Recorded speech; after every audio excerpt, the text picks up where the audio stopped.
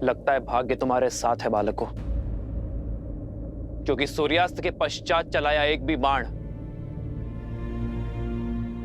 रघुकुल में युद्ध नियम के विरुद्ध होता है।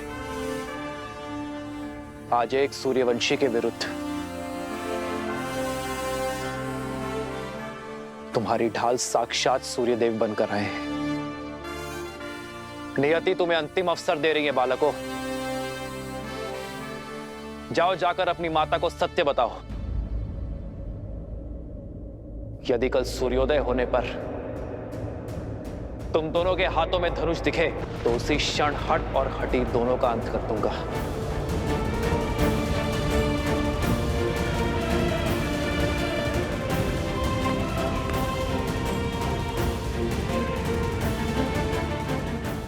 कल भोर होते ही अश्वमेध यज्ञ के अश्व और हनुमान को लेकर मैं अयोध्या के लिए निकल जाऊंगा।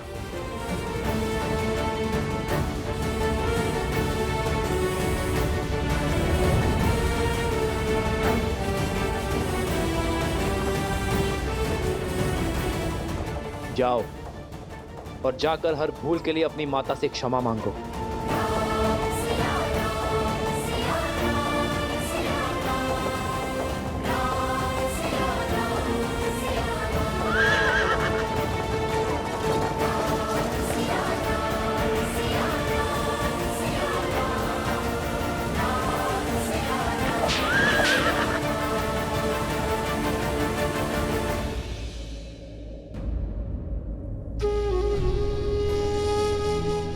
श्री रामचंद्र कृपालु भजमन हरण भव भय दारुणम। कृपा और दया के सागर है मेरे प्रभु श्री राम। यही उनकी महानता है। वो हर एक पापी को अंतिम अवसर देते हैं। उन्होंने रावण तक को दिया था, फिर आप दोनों तो उनके परम भक्त हैं। अपनी भूल सुधारिए। जाओ लवकुश, ये मेरी आपसे विनती है, अपनी माता को सब कुछ सच बता दो। फिर जो माता कहे आप वो ही करना।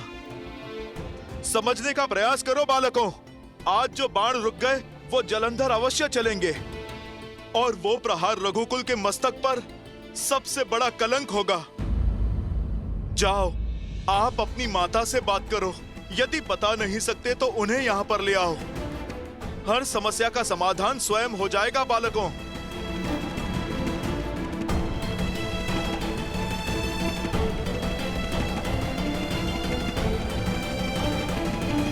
लवकुश की पुकार की माया से आपने बानासुर को बचा लिया, परंतु आप स्वयं किस माया में फंसे जा रहे हैं भैया? क्या नाता है आपका इस गंधर्वी चंचलाक्षी से? और सीता के पीछे आपको वो क्यों दिखाई दे रही है? मुझे तो कुछ नहीं दिखाई दे रहा है। ये घटना संकेत है शुभनखा, उस श्राप का। कहीं वो सीता उस श्राप को पूर्ण करने का माध्यम तो नहीं, जो श्राप मुझे गंधर्वी चंचलाक्षी ने दिया था। पहेलियां मत बुझाइए भैया, मुझे स्पष्ट रूप से बताइए कि किस श्राप की बात कर रहे हैं आप? मैंने अनेक वर्षों तक ब्रह्मदेव का तप करके उनसे अजर अमर होने का वरदान प्राप्त किया था। ये आशीष पाया था कि मुझे केवल स्त्री ही मार सकती है। मैं समझ गया था कि इस वर में अवश्य कोई छल छुपा हुआ है, इसलिए मैंने एक और वरदान मांग लिया कि मेरे सहस्त्र शिशु में सहस्त्र गुना कूटनीति और चालाकी भरी होगी। उसके बाद मैंने कई राज्यों पर अपना आधिपत्य स्थापित किया, परंतु मैं दशानंद रावण की तरह दिग्विजय नहीं बनना चाहता था। मुझे बहुत अधिक की नहीं, केवल थोड़े की ही अभिलाषा थी। तो मैंने अपने अधीन में कुछ ही राज्य किए।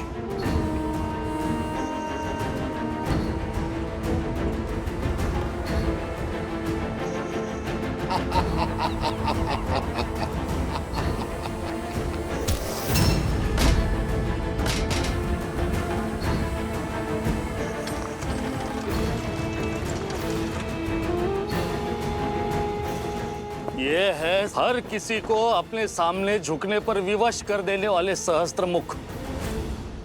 मैं अपना राज्य इन्हें सौंपता हूं।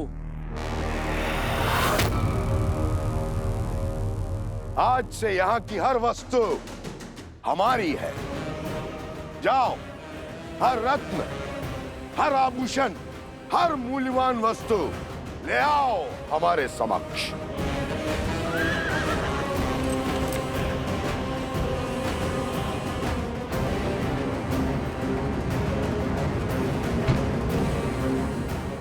चलो सारथी।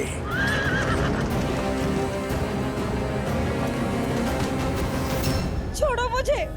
छोड़ दीजिए, क्या कर रहे हैं? छोड़ दीजिए। हर अनमोल वस्तु लेकर मैं उस राज्य से निकल ही रहा था कि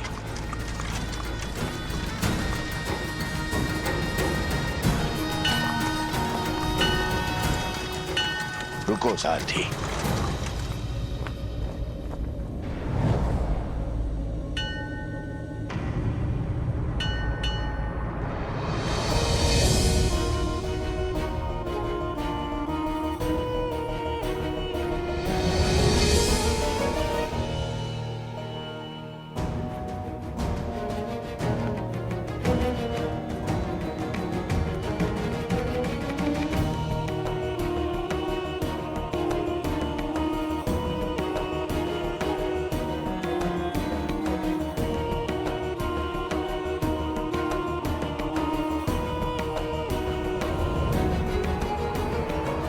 अद्भुत, अनुपम, ये तो संसार का वो धन है, वो ऐश्वर्य है जिसे मेरे पास होना ही चाहिए।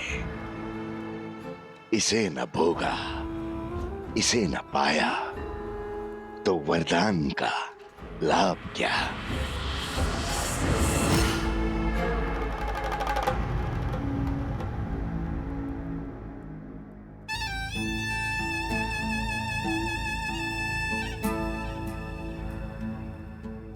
तप के लिए बहुत अनुचित स्थान चुना है सुंदरी। तुम्हारा तप और पूजा सफल हुई, अब कोई आवश्यकता नहीं। अब इस लक्ष्मी या किसी और देवी देवता की पूजा की।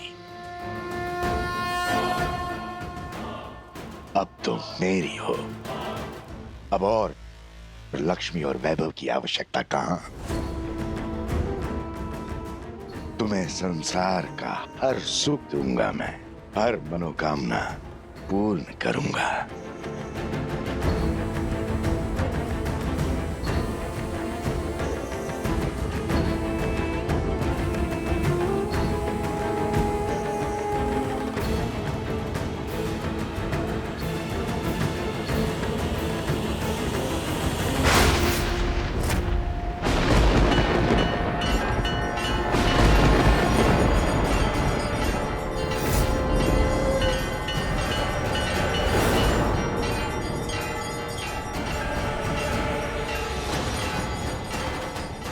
तुम्हारे स्पर्श ने मुझे अपवित्र कर दिया है सहस्त्रमुख।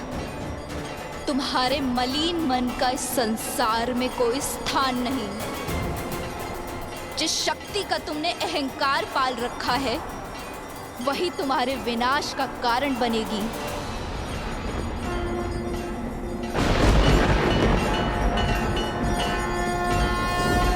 विनाश और मेरा ब्रह्मा का वरदान प्राप्त है मुझे। कौन मारेगा मुझे?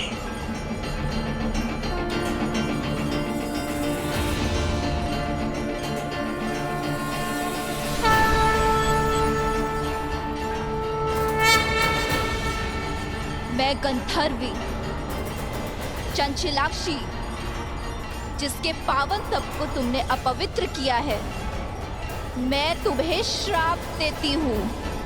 यदि मेरे माँ के प्रति भक्ति सच्ची है तो मुझे हर पुण्य मिल जाएगा, और जिस माँ लक्ष्मी की पूजा में तुमने विघ्न डाला है, एक दिन उन्हीं का रूप तुम्हारा अंत करेगा सहस्त्रमुख। उन्हीं के स्वरूप से तुम्हारा सर्वनाश होगा।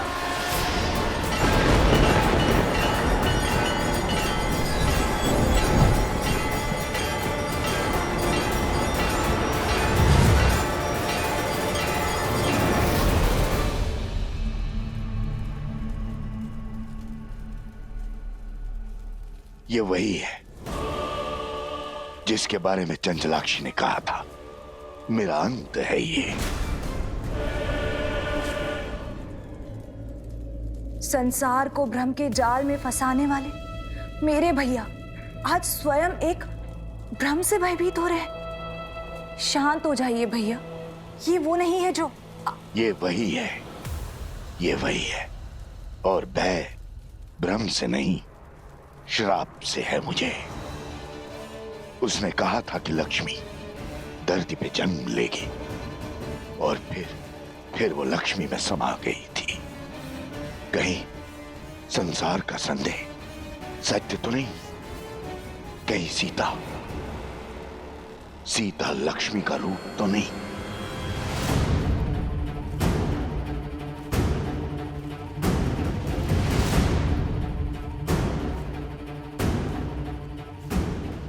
मुझे परिचय की क्या आवश्यकता है? पुराना शत्रु हूं तुम्हारा। मेरा पुराना शत्रु कौन हो सकता है वो जो पुनः लौट कर आया है? किंतु मेरी मृत्यु से क्या सिद्ध करना चाहता है वो? हो ना हो, ये बात जितनी छोटी लगती है उतनी है नहीं।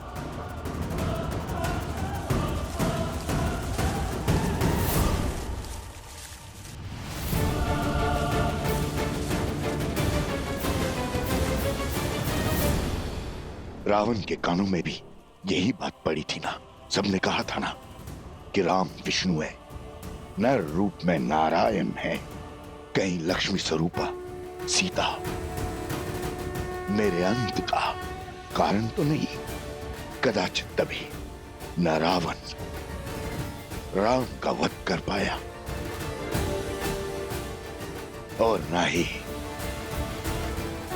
सीता का स्पर्श। भैया, बल के पर्याय सहस्त्रमुख रावण हैं आप। यदि आप निर्बल हो जाएंगे तो हमारे कुल की शक्ति कौन बनेगा?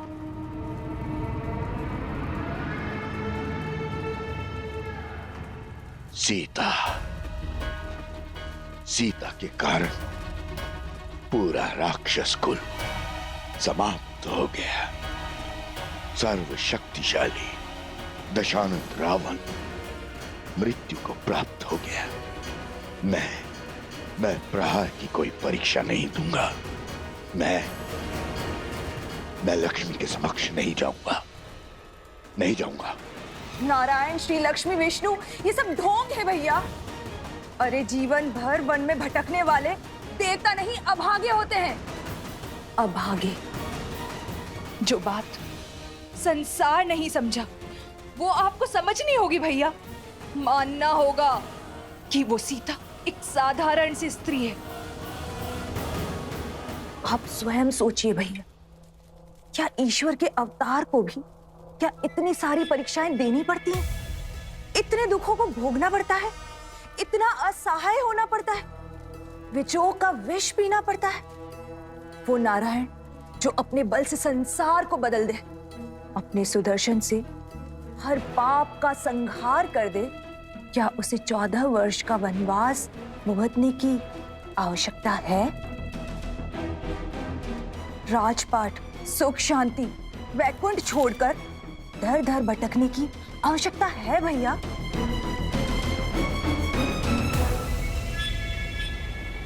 और जिसे आप लक्ष्मी समझ रहे हैं, जिसके भय से थर थर कांप रहे हैं, वो पूरे 1 वर्ष तक हमारे भैया की बंदी रही। यदि वो लक्ष्मी का रूप होती तो क्षण भर में तो लंका से अंतर्ध्यान हो जाती और 1 वार से दशानन की हट को तोड़ देती। भ्रम को बल पर हावी मत होने दीजिए भैया, तनिक सोचिए। तो फिर सीता के पीछे मुझे उस चंचला की छवि क्यों दिखाई दी?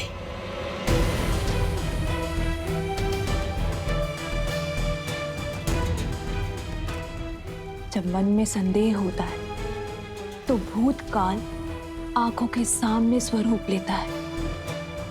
ये सब विचारों का खेल है भैया, और कुछ भी नहीं। इस अनर्थ का अर्थ खोजना बंद कीजिए भैया, और प्रहार का नाद आरंभ कीजिए भैया।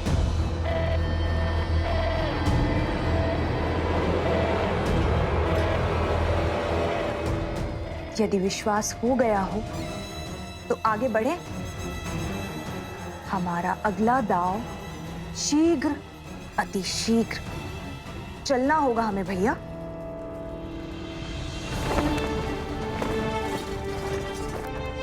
श्री राम,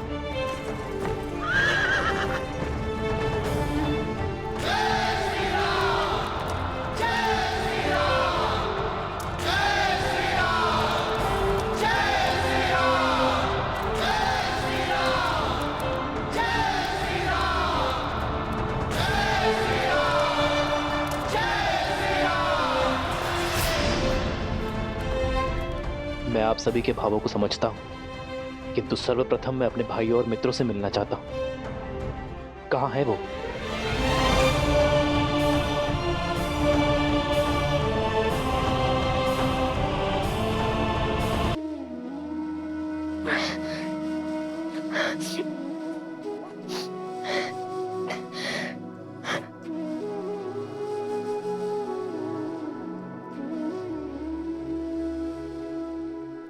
यदि कल सूर्योदय होने पर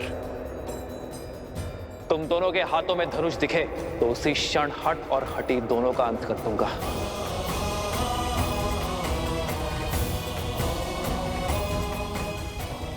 कल भोर होते ही अश्वमेध यज्ञ के अश्व और हनुमान को लेकर मैं अयोध्या के लिए निकल जाऊंगा। भैया, अब क्या होगा? रामायण कैसे संपूर्ण होगी? अब तो हम हार गए श्री राम से। हमें अश्व लौटाना ही होगा। अश्वमेध यज्ञ संपूर्ण होने का अर्थ है हमारी प्रतिज्ञा पूर्ण रहना। वो प्रतिज्ञा जो हमने देवी सीता और श्री राम को साथ मिलवाने के लिए ली थी। यदि सिया राम ही साथ नहीं आएंगे तो राम राज्य कैसे आएगा?